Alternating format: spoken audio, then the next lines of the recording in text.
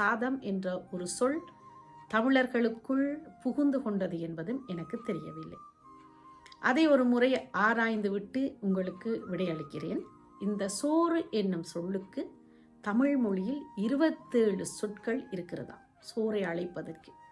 அவை என்னவென்று பார்ப்போமா? வாருங்கள்.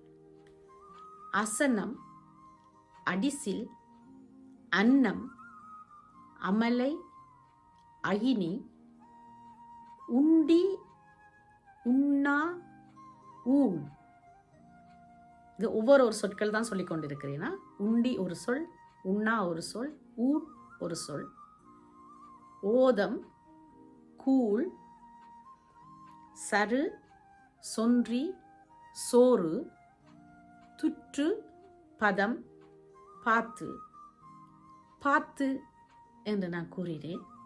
பிரெஞ்சு மொழியில்